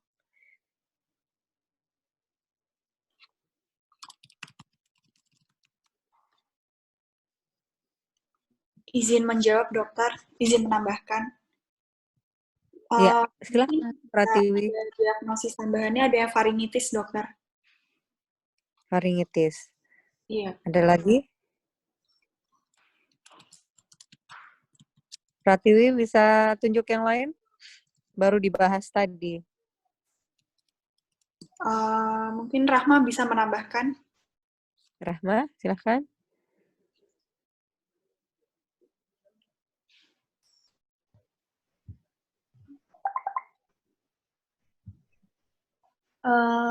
Untuk sementara diagnosisnya tonsilitis kronik hipertrofi dan obstructive sleep apnea syndrome. Kalau saya, dokter. Ya, tunjuk lagi yang lain. Masih ada tambahan nggak? Eleonora, dokter. Ya, Leonora. Kalau menurut saya masih sama, dokter. Tonsilitis kronik hipertrofi dan obstruksi sleep apnea itu, dok. Ya, masih ada yang belum dipanggil di grupnya, di kelompoknya? Hernanda. Hernanda, dokter. Ya, Hernanda silahkan. Ada yang mau ditambahkan? Tadi baru aja kita bahas tentang snoring. Berdasarkan hasil diskusi masih sama, dokter. Tonsilo faringitis kronik hipertrofi disertai OSAS. Oke, ada ide lain yang ada diagnosis lain nggak kira-kira teman-teman yang di luar kelompok 5 boleh menjawab? Siapa? Izin, dokter. Oke, Albert. Mungkin karena ada snoring bisa hipertrofi adenoid, dokter. Jadi apa aja multidiagnosisnya? Jadi mungkin tonsilitis kronik hipertrofi dan hipertrofi adenoid dan OSAS, dokter. Oke.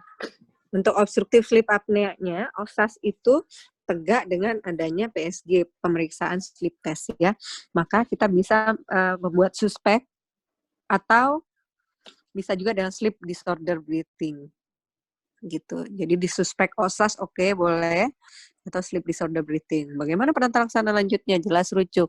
Nanti untuk di sleep test bisa juga di sleep test atau dilakukan langsung operasi adenotonsilektomi. Adenoidnya dikuret, kemudian dilakukan tonsilektomi. Nanti kita evaluasi, bila ada perbaikan ya sudah cukup, nggak perlu sleep test. Apalagi pada anak-anak biasanya dilakukan adenotonsilektomi saja sudah cukup, karena hampir 80-90%-an pada anak-anak dengan snoring biasanya tonsilitisnya disertai dengan adenoid hipertrofi. Ya, jadi terbukti ya di soal ini bahwa multidiagnosis sangat mungkin keluar untuk OSCE. Ya. Dan termasuk sehari-hari kalian nanti akan menemukan pasien dengan diagnosis yang sebenarnya agak banyak dan penanganannya ya harus komprehensif gitu. Ya. Oke, ada yang mau ditanyakan lagi?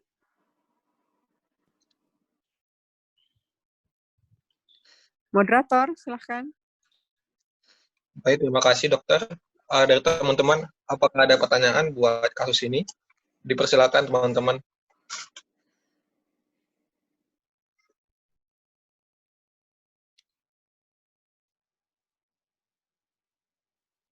Cukup jelas ya, tonsilitis ya? Sampun dokter.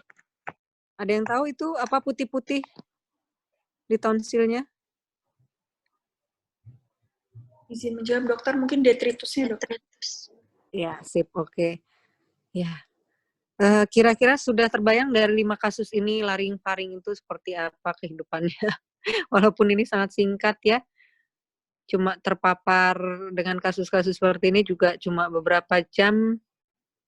Ya, saya harap ini harusnya jadi hari terakhir ya berarti ya? Untuk 50%-nya. Besok ada dokter presentasi dengan dokter Willy, dokter. Masih ada dokter Willy ya, oke. Jadi setidaknya kalian juga bisa membuat checklist. Silahkan membuat checklist mana yang belum dibahas.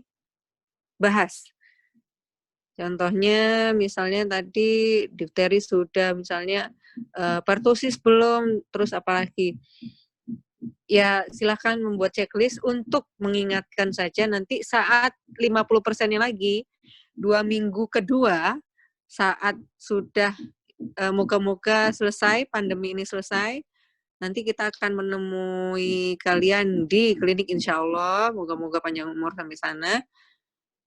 Dan kita akan berusaha mencari level 3, level 4, terutama yang belum sama sekali terbahas.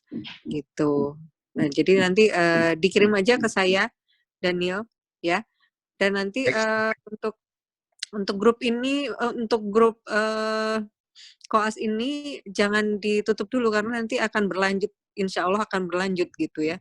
Saya nggak tahu nanti sampai berapa banyak grup di HP ini sampai dengan pandemi ini selesai, tapi yang jelas untuk sementara jangan ditutup dulu gitu untuk grup koas ini. Dan kalian juga nggak tahu nanti bakal banyak sebanyak apa. Di stase lain juga gitu ya, yang kemarin ditutup nggak, Dani? Untuk stase lain belum, dokter. Belum juga kan? Jadi banyak banget kan grupnya. Ya nggak apa-apa. Ya udah nanti ya bersabar dulu lah ya sampai pandemi ini selesai. Bismillah, semoga semuanya membaik ya. Tidak ada korban lagi. Ini barusan ada dapat kabar perawat RSDK ya meninggal ya. Korban COVID ya. Ya. Perawat geriatri. Perawat geriatri? Iya katanya, Dok. Oh, iya, masih muda ya. Jadi ya ini yang makanya kalian betul-betul hati-hati banget ya yang di perjalanan pas kemarin kelihatannya ada beberapa yang minta pulang, tapi ya itu tadi memang saya arahkan ke Dokter Helmia bukan apa-apa, emang resikonya tinggi ya. Jadi monggo langsung diaturkan ke Dokter Helmia, tapi memang kami tidak bisa untuk 100% tidak mengizinkan, itu yang nggak mungkin.